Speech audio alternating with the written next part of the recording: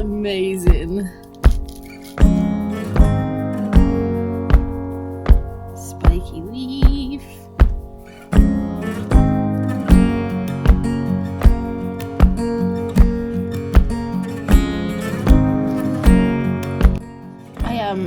I took the tissue paper off and there is a tiny bit still stuck there.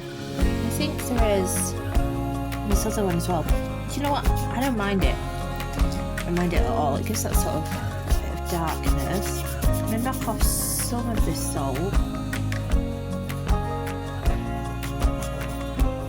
And get off the tape. It's really hard to see where it is actually. The masking fluid, not tape. I call it masking fluid all the time. It doesn't work as well with acrylic ink as it does with watercolour. Again, it's made this nice sort of bleedy effect. Look at one or two were a tiny bit wet and I thought, do you know what? It doesn't matter. Like little bouncy balls. Okay, that's acrylic ink.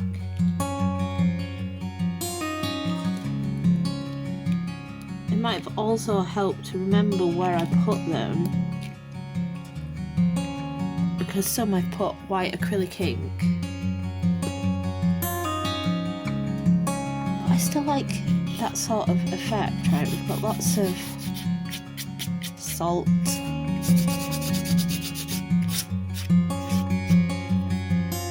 There's lots of salt down here. I really like that texture. But also, I don't want to lose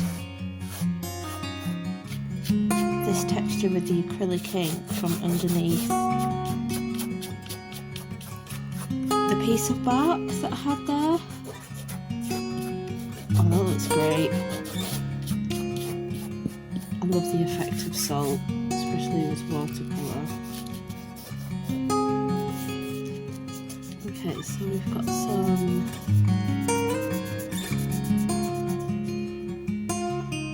but with honest, I was very much just let myself go with it.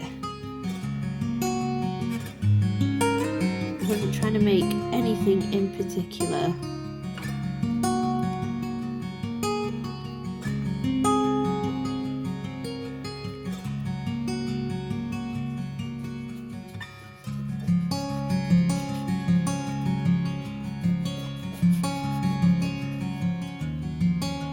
And it was so fun. Can't wait to do this again.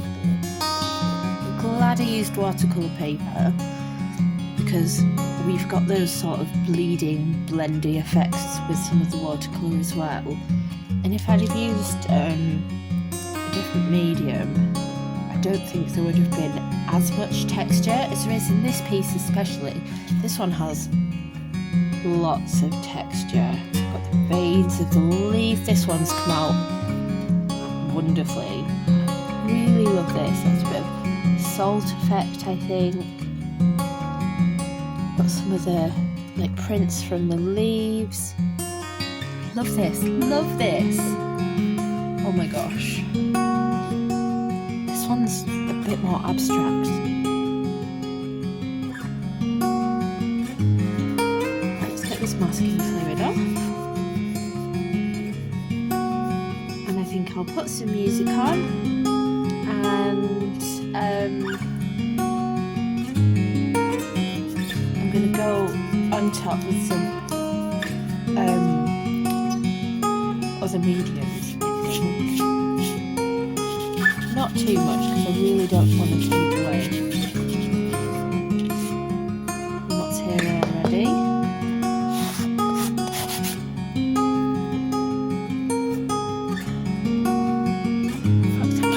I might leave this as it is.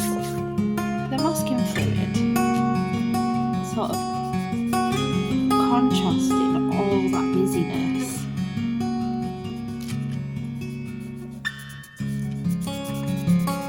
We've already got the sort of dot effect. I was just considering doing some dot work and some white line work, but I don't think it needs it. This is pretty awesome as is.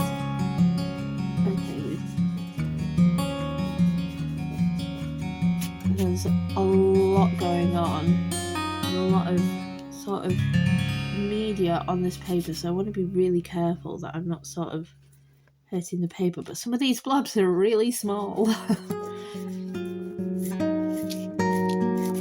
It's much easier to get masking fluid off when the blobs are much bigger.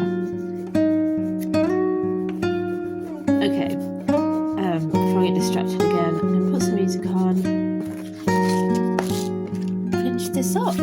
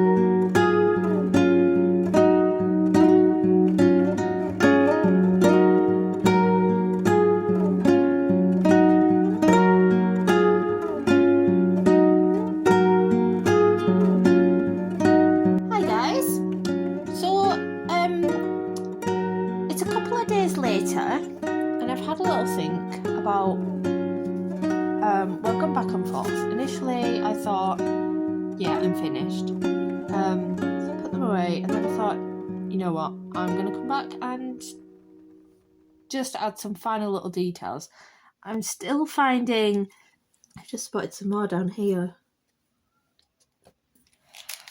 I have got some of my Posca pens, which are acrylic markers. I'm quite new to using these. I've used lots of different markers in the past for illustration things. But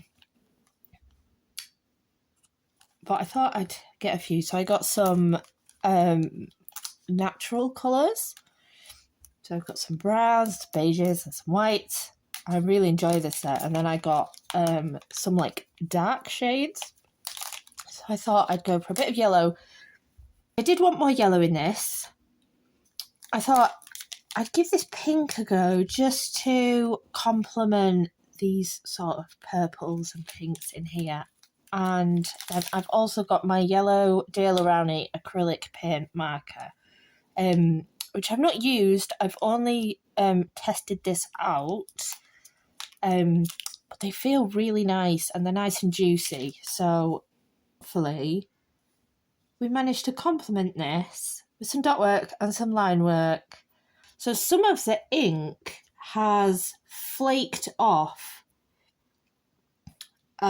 giving a bit of a flaky effect. I mean, it's flaked off here, but the leaf I used was decomposed, I guess. It had lots of little holes in it. It was broken up. And then once I put so much water on this, the leaf got nice and saturated as well. And I think it sort of portrays that a little bit.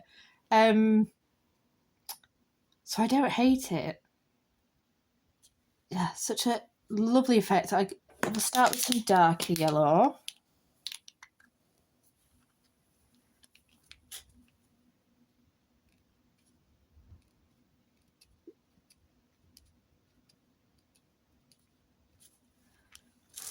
Let's put some music on in the background. And I'll see you when I'm finished.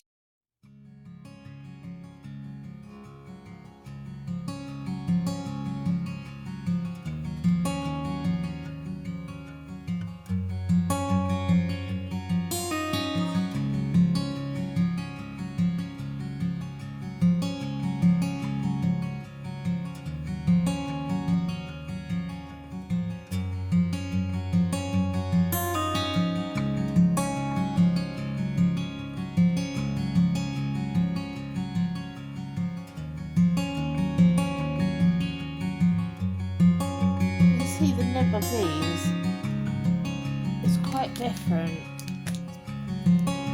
It's a lot less narrow at the top.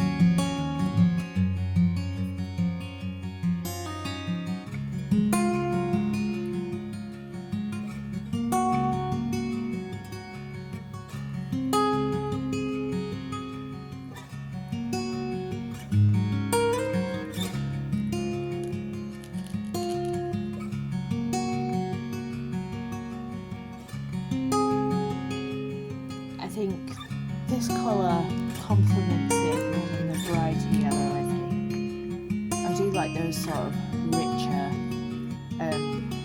more woodlandy tones, I think. So we've got beige, ivory. I think this is ochre. I do have apricot as well, but that's quite orangey. And then just white. I think I'm going to start with some beige.